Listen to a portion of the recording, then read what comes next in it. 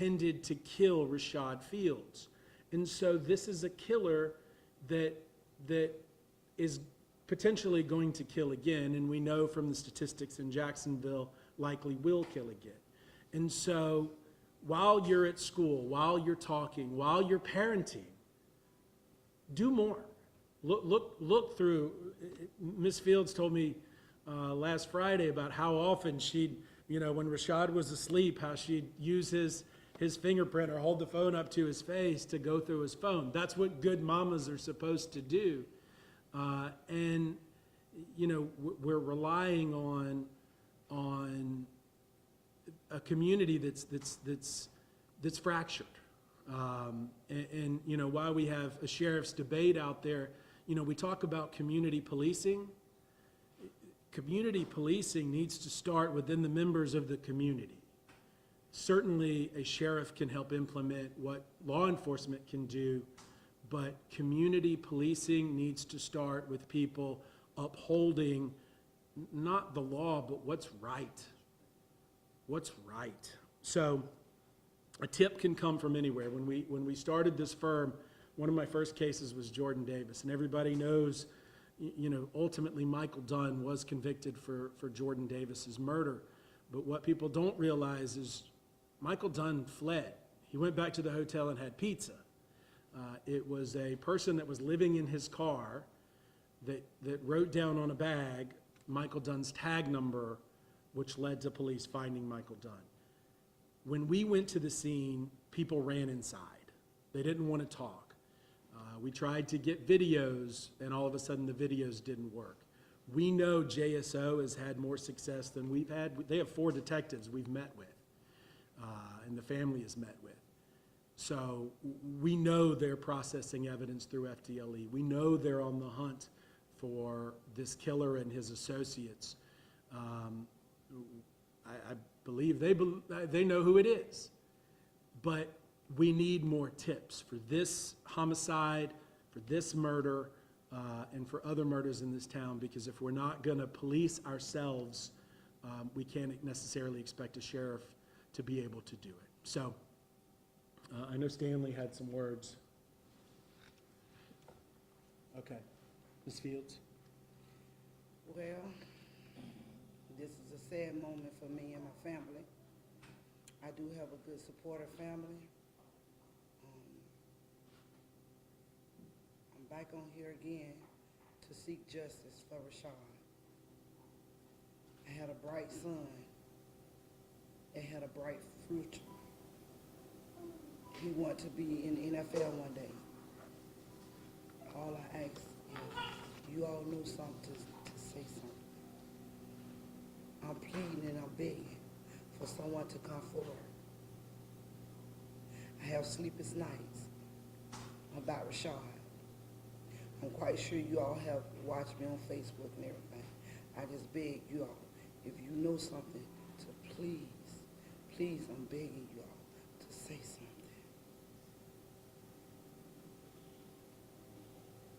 Mr. Fields, do you have anything?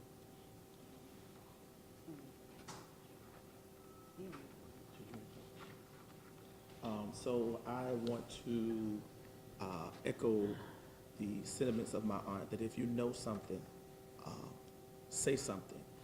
And I'm asking you to put yourself as a parent. He had a brother, as a sibling, as a father, as a cousin, whatever your family means to you, to put yourself in this seat. And what would you want someone to do if you see something, to say something? And we want you all to know that this will not go away. We will do this if we have to do this the rest of our lives until we find the killer. But if you know something and you see something, say something. Thank you. Anybody else? JSO's number 630-0500. Crime Stoppers is 1-866-845-TIPS. Those are 2 fabulous resources. We're working with law enforcement.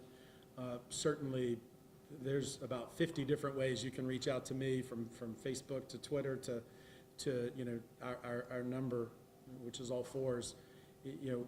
Just there's too many crimes in this beautiful town of Jacksonville, and we need your help to start policing the community and solving these crimes. Thank you. Yes. Can you talk us a little bit more about how police are handling this case? What have they been doing? Are they looking for suspects? Are they communicating with family? They are communicating with family. Last Friday, or Friday before last, we met with 4 detectives. It's not my job to explain and ruin their tips, right?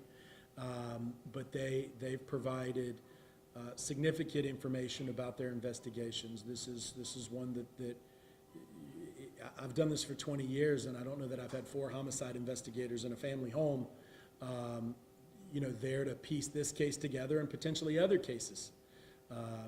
And there's information that's been sent to FDLE, the Florida Department of Law Enforcement, who does the fingerprint research and DNA research and blood analysis. And so they're hot on the trails of the killer. But look, there's in 2022, the crazy thing is there's people that get on rap videos and falsely take credit. There's people that get on social media and act like they know something when they don't. Don't get me wrong, we want all those tips. We want JSO to vet every single possible tip. We want people to report every single possible tip. That's why Crime Stoppers exists.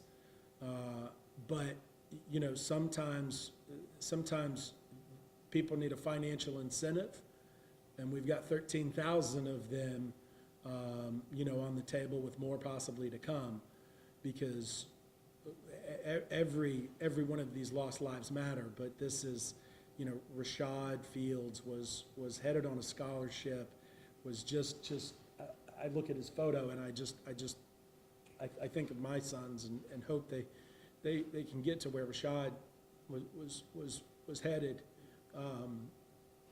and nobody's going to get a chance to do that, particularly in the African American community, if we don't have more support and help from within the community.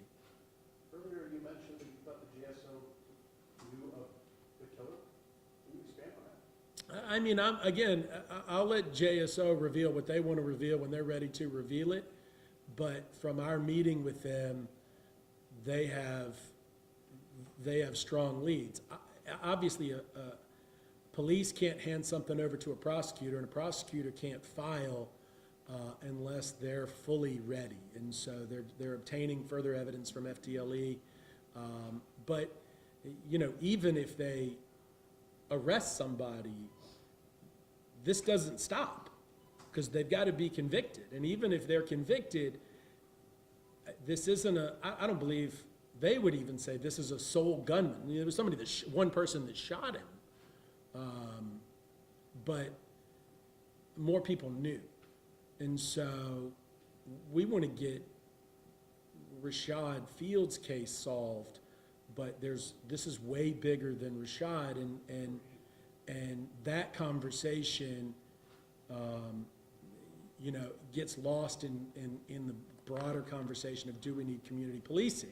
We do, but we've got to start with the community and and the snitch code, and it being somehow something you take pride in to falsely take credit or claim about a murder. That's where we are, and it's harmful in so many ways. Mr. McAllister, just tell me your relations with family and you are Nephew. Nephew. nephew. Okay. And could you just tell me more about for a future that your son had, more about his your aspirations for college and what was going on in life as he was achieving? What the life he was achieving, he always wanted to be a football player since he was 5 years old. He always played football. His father taught him football until he became in junior high at Reebok. He never went to public school. He always went to private school, but he was able to play for the public school due to the fact that his school didn't have academics. So it's not like he knew majority of the kids there. He didn't. He only knew who he played with. So Rashad was a bright student on the football field. He took his all and he put it on the football field. He made sure that he comfort. Everything he did it. He worked out every day. Rashad came home. I picked him up from school. I mean, if anybody know me, that when he went the reins for football, even though he didn't go there, I picked him up, dropped him off. When he went to start going to reins, I picked him up, dropped him off. It was never a time that Rashad had to walk home. I never let Rashad walk home. Rashad was not the type to really go nowhere. Me, my husband, we always made sure Rashad was with us. If he wasn't with us, he was with family members at all times. We knew where he was at. He give us a call. I got texts in my phone right now that he called, Mom, I'm here. Mom, I'm right here. Can you tell us about the last time you did this? The last time I spoke with him, he told us, Mom, I'm out to dinner. Rashad was out to dinner. I talked to him approximately, I got my phone, approximately 8 o'clock. I was talking to Rashad, he was out to dinner. He said, Mama, I'm finna go to my grandmother's house. He went to my mother's house. Soon later, he got a phone call. I don't know what the phone call was about because I wasn't there. And then he left. Him and my nephews, they left. All I know is I got a phone call through text, Facebook messenger saying that Rashad was shot. He never told me that Rashad was deceased. He just said Rashad got shot. And that was the last time I seen my child. After he walked that stage at 7 o'clock, he left, and me and my family member was hollering, Rashad, 53, 53. Then to get a phone call to tell you that your son is dead, it's heartbroken. We live through this every day, this pain, every day. Every day we have to live through this pain to know that he had a bright future with a 4-year scholarship. He was happy to go to college, and someone snatched his life. They literally snatched his life.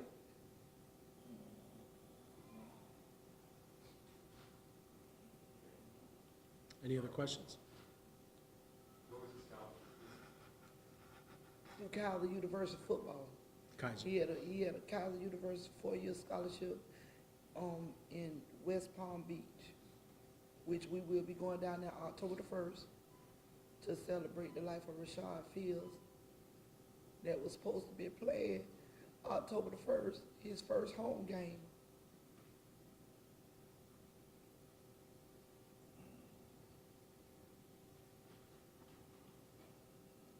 Any other questions? Thank you.